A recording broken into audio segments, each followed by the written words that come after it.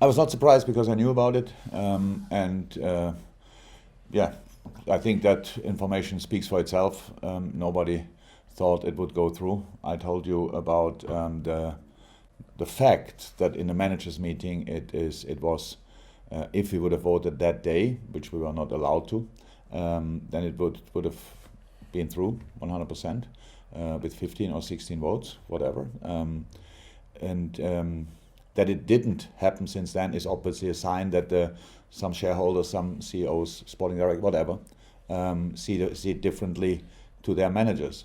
That's now not a really good sign, to be honest, because it shows then it's absolutely these people now really ignore the player welfare.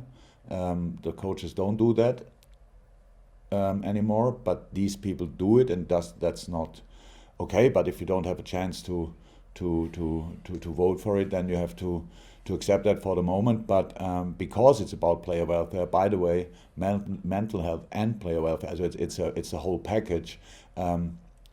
We will not stop fighting for it. So because it's just the right thing to do.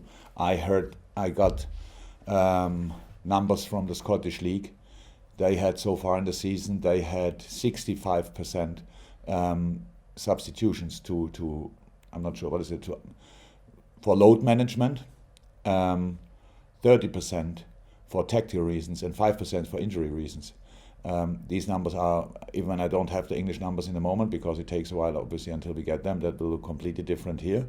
And how I said, when people tell me now that that we don't make enough changes anyway, the problem is if we have the 3 subs is actually, if you're 100% only a 2 sub rule in the moment, because the 3rd sub you always have to keep.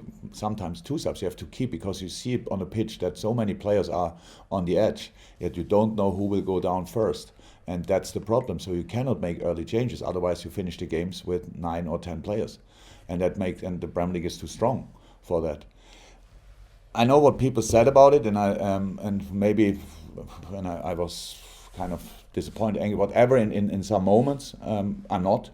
It's just the right thing to do, and I'm pretty sure, and it is a fact. In the latest, I'm sure we will discuss that early again because of the influence of the 3 subs. Only 3 subs. Now all the teams have to play from now on all 3 days, pretty much. That will be massive for all teams from now on, because now everybody will feel the difference to other seasons. And next summer, it will become a problem for Gareth Southgate, because all the players Gareth wants to pick are obviously play international football, most of them. The few Aston Villa players not, but I think pretty much all, maybe Leeds not, Phillips, but most of them have played so far 3 times a week, will do that from February on again. Play now 3 times a week all the time. So Gareth will get what we can give him. And if we stick with 3 subs, then it's for him, then he has a problem then. So it's an FA problem. In my understanding, and Scott Parker mentioned that in our managers meeting. He said, from a Fulham point of view, he has to say 3 subs is better because 5 would be an advantage for bigger squad stuff like this. But he doesn't think we should vote about it. He thought we should just decide about it. Not us, obviously, just the Premier League or the FA.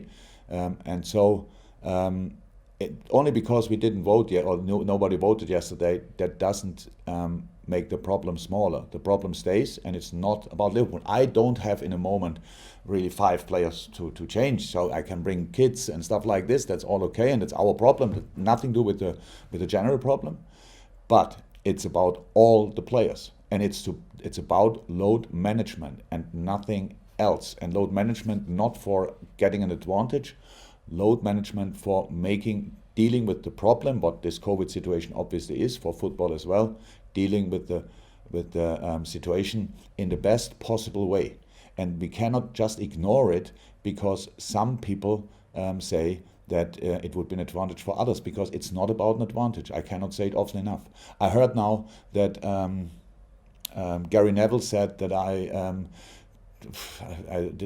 understood it, but I can't remember what he exactly said. But it's not about Liverpool. Whatever he thinks, then it's maybe an evidence how he would deal with a situation like that, but he cannot think or should not think that I'm like him, because I'm not like him, and I speak about all the players and not only the Liverpool players.